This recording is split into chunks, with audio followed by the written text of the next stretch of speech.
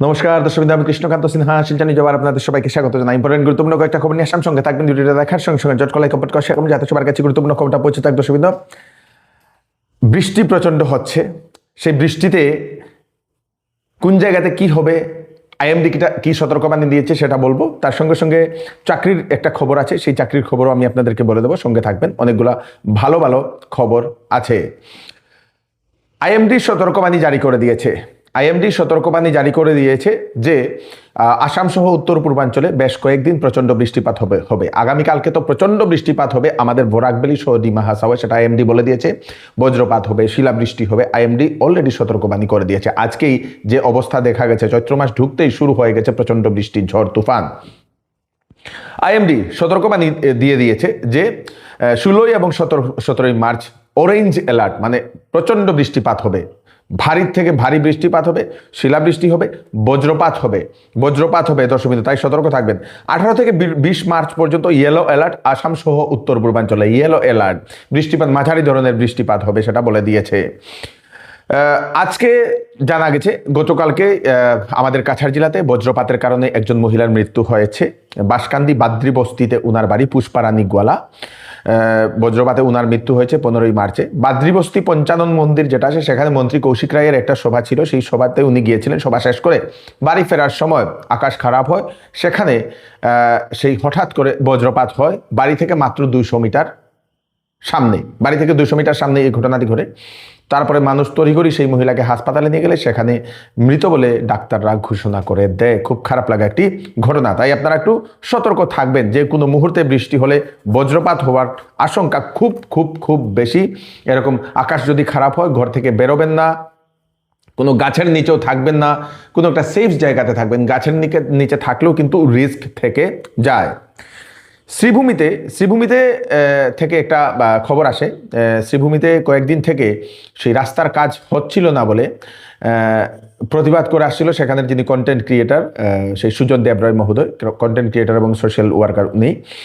এবং আজকে সেই রাস্তার কাজ শুরু না করার কারণে NHIDCL এর অফিসের সামনে গিয়ে ধর্নাতে বসেন সেই সুজন দেবরায় মহোদয়।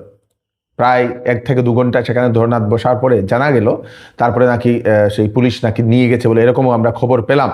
তো উনি এরকম সেখানের শহরের মানুষদের জন্য খুব কাজ করছেন, এবং আমরা এই জিনিসগুলো দেখে, ওনার সেই সামাজিক যে কাজগুলো দেখে আমরা মনে করি যে সেই সুজন দেবরায়কে এইবার MLA-তে ওনাকে প্রতিদ্বন্দ্বিতা করা দরকার। এবং শ্রীভূমি শহরের জনগণ আপনাকে সত্যিকারে সাহায্য করবেন।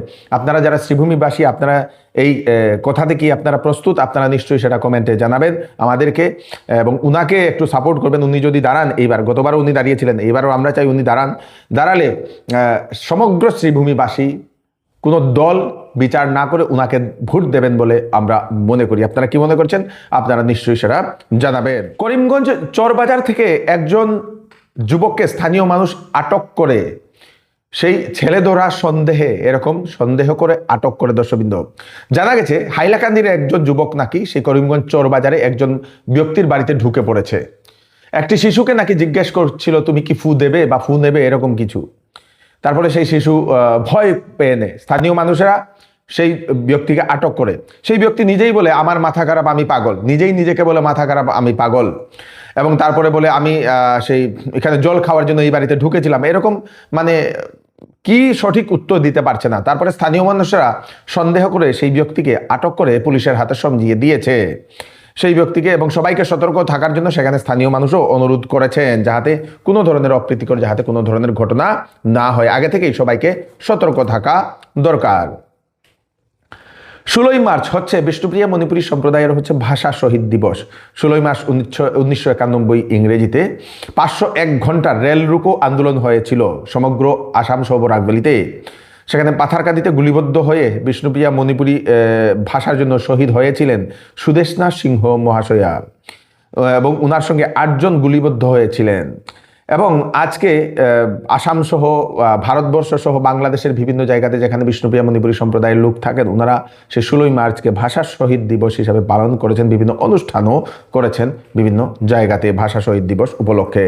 কাছাড় জেলাতে ভয়ঙ্কর ডাকাতি দর্শকবৃন্দ। রাত্রিবেলা এক বাড়িতে ঢুকে ড্যাগার চাকু দেখিয়ে লুটপাট করে নিয়ে সোনা গয়না সহ টাকা নগদ। দর্শক ঘটনাটি কাঠিগড়ার মধুরাপাড়ে এই ঘটনাটি ঘটে 15ই মার্চের রাত্রিবেলা 12টা নাগাদ। হঠাৎ করে দরজা ভেঙে, বৃষ্টি পড়ছিল, হঠাৎ করে দরজা ভেঙে কয়েকজন ডাকাত, 6 জন ডাকাত দল নাকি ঢুকে একজন ব্যক্তির বাড়িতে, সেই বাড়িতে ছিলেন একজন মহিলা, ওনার পরিবার নিয়ে, গোপা মালাকার মহোদয়া, এবং ঢুকার পরে ওনার সেই গলায় সেই ড্যাগার রেখে দেন। তারপরে সেই চিৎকার করা শুরু করে দেয়, বলে দেয় তোমার কাছে কি আছে দাও, টাকা দাও, সোনা গয়না দাও। তারপরে সমস্ত কিছু সেই আলমিরা সব কিছু ভেঙে সোনা প্রায় 2 লক্ষ টাকার মতো নগদ নাকি নিয়ে গেছে। তারপরে 60,000-এর অধিক সোনার অর্নামেন্টও নিয়ে গেছে বলে সেটা জানা গেছে। তারপরে এফআইআরও দিয়ে দেওয়া হয়েছে। ভয়ানক ডাকাতি ঘটনা ঘটেছে কাঠিগড়ার মধুরাপাড়ে। অফার অফার অফার চৌধুরী টেক্সটাইলে চলছে বাম্পার অফার, ফ্ল্যাট 20% ডিসকাউন্ট সব ধরনের কাপড়ে। ঈদের সময় আপনারা এই অফারে কাপড় সমস্ত পরিবারের জন্য নিয়ে যেতে পারবেন। 2600 টাকার কেনাকাটা করলে পাবেন একটি গিফট কুপন। সেই কুপনে আপনারা স্কুটি, বিভিন্ন ধরনের জিনিসপত্র আপনারা জেতার সুযোগও পেয়ে যেতে পারেন। তাড়াতাড়ি করুন, চৌধুরী টেক্সটাইল, ফাটক বাজার, গলি নম্বর 2, শিলচর। আসন্ন বিবাহ সিজন উপলক্ষে শ্যামসুন্দর জুয়েলার্স নিয়ে এলো হলমার্কযুক্ত সোনার গহনার মজুরির উপর ফ্ল্যাট 40% ডিসকাউন্ট, হীরার গহনার উপর ফ্ল্যাট 20% ডিসকাউন্ট। তার সঙ্গে পাচ্ছেন পুরাতন সোনার পরিবর্তে নতুন HUID যুক্ত হলমার্কযুক্ত সোনার গয়না নেওয়ার সুযোগ। প্রতি রবিবারে কেনাকাটার সুবিধাও আছে, তাই চলে আসুন Shyamsundar jewellers, central road, Silchar. শিলচরের মাননীয় বিধায়ক শ্রী দীপায়ন চক্রবর্তী মহোদয় 5 বছরের পথ চলার পুস্তিকা প্রকাশ করেছেন ও প্রবুদ্ধ নাগরিক সম্মেলন করেছেন আজকে। সেই অনুষ্ঠানটি শিলচরের একটি সেই দর্শকবৃন্দ একটি হলে হয়েছে এবং সেখানে বহু মানুষ সেখানে উপস্থিত ছিলেন। বিধায়ক মহোদয় বা আসাম সরকার বিগত 5 বছরে উনার যে কনস্টিটিউয়েন্সি, উনার যে সমষ্টি, সেই সমষ্টিতে কি কি কাজ করেছেন সেটা উনি একটা পুস্তিকাতে উনি একটা তুলে ধরেছেন এবং সেই পুস্তকের উন্মোচন করেছেন আজকে। সেখানে বিজেপি দলের বিভিন্ন নেতৃবৃন্দরাও ছিলেন। আমাদের ভারতীয় জনতা পার্টির প্রদেশ সভাপতি সম্মানিত দিলীপ শইকিয়া মহাশয়ের একটা আবেদন ছিল যে ভারতীয় জনতা পার্টি যত বিধায়করা রয়েছেন তারা যাতে আসামের মাননীয় মুখ্যমন্ত্রী যে কাজ করেছেন এই কাজের খতিয়ান যাতে তুলে ধরেন। আর আমাদের মাননীয় মুখ্যমন্ত্রী ডক্টর হিমন্ত বিশ্ব শর্মা মহোদয় সেটা প্রথম দিন থেকে বলে এসছেন যে মানুষকে সামনে আমরা কি কাজ করেছি 5 বছর ব্যাপী, সেই কাজের খতিয়ান তুলে ধরা দরকার। সেই ইনস্ট্রাকশন নিয়ে আমরা বিজেপির বিধায়করা বিভিন্নভাবে পুস্তিকা প্রকাশ করেছেন। আজকে শিলচর বিধানসভা সমষ্টিতে আমার বিধায়কের 5 বছর কার্যকালের কি কাজ হয়েছে সেটা পুস্তিকা আমরা উন্মোচন করেছি। রূপম সাহা মহাশয় এখানে উপস্থিত ছিলেন, জেলা সভাপতি প্রণাদ পুরকাস্ত মহাশয় সহ মঞ্চে বিভিন্ন বিশিষ্ট ব্যক্তিদের হাত ধরে এই পুস্তিকার প্রকাশ হয়েছে। আর এই পুস্তিকার মধ্যে গত 5 বছরের ডিটেলস আমরা দিয়েছি। এখানে আজকে আমি আন্তরিকভাবে শ্রদ্ধা জ্ঞাপন করছি শিলচরবাসী শ্রদ্ধার জনসাধারণের কাছে যে বিগত 5 বছরে আমাকে ওনারা যেভাবে সহযোগিতা করে গেছেন, যেভাবে আশীর্বাদ দিয়েছেন, সম্পূর্ণ সহযোগিতার জন্য আজকে শিলচর শহরে আমি চেষ্টা করেছি কাজ করার জন্য। আমি জানি না কতটুকু করেছি, সেটা মানুষ বিচার করবেন, কিন্তু এই পুস্তিকার মধ্যে সেগুলো লিপিবদ্ধ রয়েছে। আমি আন্তরিকভাবে ধন্যবাদ জ্ঞাপন করছি মাননীয় মুখ্যমন্ত্রীকে। বিগত 5টা বছর যেভাবে উনি গার্জিয়ানশিপ করে গেছেন, যেভাবে লিডারশিপ দিয়ে গেছেন, বস্তুতপক্ষে ওনার নেতৃত্বের জন্য শিলচর শহরে এই অভিনব কাজগুলো হয়েছে। তার জন্য ওনাকে আন্তরিক শ্রদ্ধা নিবেদন করছি। সাথে সাথে ভারতীয় জনতা পার্টির প্রত্যেক স্তরের কার্যকর্তাবৃন্দ প্রতিনিয়ত সরকারের কাজ যেগুলো রয়েছে তার প্রপার ইমপ্লিমেন্টেশনের জন্য যেভাবে প্রতিনিয়ত পরিশ্রম করে গেছেন তার জন্য আন্তরিক শ্রদ্ধা নিবেদন করছি। আমরা বিধায়ক মহোদয়কে একটা রিকোয়েস্ট করব, বাংলাদেশের একটা ভিডিও আমরা দেখেছিলাম, একজন এমপি মহোদয় ওনার সব কিছু কাজ উনি একটা স্লাইড শোর মাধ্যমে উনি একটা লাইভ করে সম্পূর্ণ দেখিয়েছিলেন।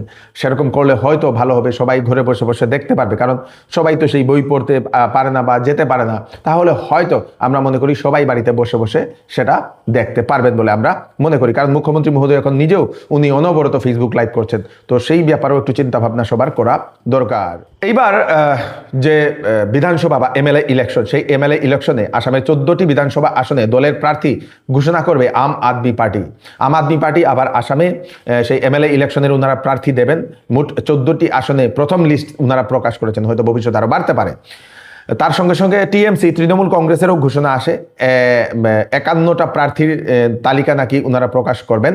18 মার্চে ওনারা সেই তালিকা ঘোষণা করবেন। টিএমসি বহু প্রার্থী দেবে বিভিন্ন সমষ্টিতে।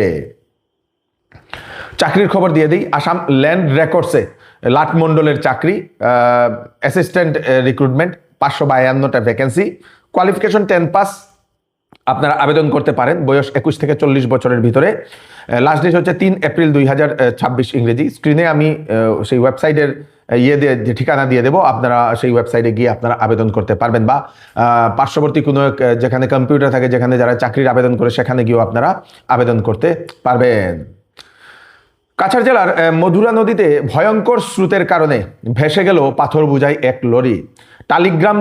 ঠালিগ্রাম সেই পাথর কোয়ারি, সেখানে কোনো মতে সেই গাড়ি থেকে লাফ মেরে প্রাণে বাঁচলেন সেই ড্রাইভার এবং হ্যান্ডিম্যান। তারপরে সেই ট্রাকটা ভেসে যেতে যেতে এক জায়গাতে গিয়ে আটকে যায়। তারপরে একটা সেই ড্রোজারের মাধ্যমে সেই ট্রাকটাকে সেই জল থেকে বের করতে সক্ষম করা হয়েছে। সেই ট্রাকের অবস্থা তো আপনারা জানতে পারবেন, জলে ছিল বেশ কয়েক ঘন্টা। মহাবারুণী স্নান 17ই মার্চ, 2রা চৈত্র মহাবারুণী স্নান। তো আপনারা বারুণী স্নানে যারা যেতে চান আপনারা যেতে পারবেন। বাংলাদেশের যে নতুন সরকার, ওনারা একটা ঘোষণা করে দিয়েছেন, একটা বিশেষ একটা পদক্ষেপ নিয়েছেন। বাংলাদেশে থাকা যে সকল মসজিদ, মন্দির, সেই বুদ্ধ মন্দির বা চার্চ যেগুলো আছে, সেইগুলোতে যারা পূজারী থাকেন বা যারা অ্যাসিস্ট্যান্ট থাকেন, ওনাদের জন্য বেতনের ঘোষণা করে দিয়েছে বাংলাদেশ সরকার। জানা গেছে মসজিদের যে ইমাম, ওনাদের বেতন 5,000 টাকা, তারপরে মুজিনের বেতন 3,000 টাকা, খাদেমের বেতন হচ্ছে আপনাদের 2,000 টাকা। মন্দিরের পূজারীর বেতন হচ্ছে, বাংলাদেশে যতগুলো মন্দির আছে সেই বড় বড় মন্দিরগুলোতে যে পূজারী থাকে তাদের পূজারীর বেতন 5,000 টাকা, অ্যাসিস্ট্যান্ট যে থাকবেন তার বেতন 3,000 টাকা। বুদ্ধের সেই যে মন্দিরগুলো আছে সেখানে পূজারীর বেতন 5,000 টাকা, তারপরে অ্যাসিস্ট্যান্ট যারা আছে তার 3,000 টাকা। চার্জে যে পেস্টর থাকেন ওনার 5,000 টাকা বেতন, এবং অ্যাসিস্ট্যান্ট যে পেস্টর থাকেন ওনার বেতন 3,000 টাকা। বাংলাদেশ সরকার, নতুন সরকার, সেই বিএনপি সরকার আসার পরেই তারেক রহমান মহাশয় উনি সেই বিশেষ ঘোষণাটা করেছেন। এটা জিনিসটা ভালো হয়েছে কিনা আপনারা সেটা নিশ্চয়ই আপনাদের মতামত প্রকাশ করবেন। এই হচ্ছে আজকে স্পেশাল কয়েকটা আপডেট। তাড়াতাড়ি আপডেটটা সবাইকে পাঠিয়ে দেবেন যাতে সবার কাছে পৌঁছে যাক। আমি কৃষ্ণকান্ত সিনহা আবার আপনার একটু ফ্রেশ আপডেট নিয়ে আবার আপনাদের সবার সাথে ফিরে আসবো। ততক্ষণ আপনারা সুস্থ থাকবেন, সেফ থাকবেন। ধন্যবাদ।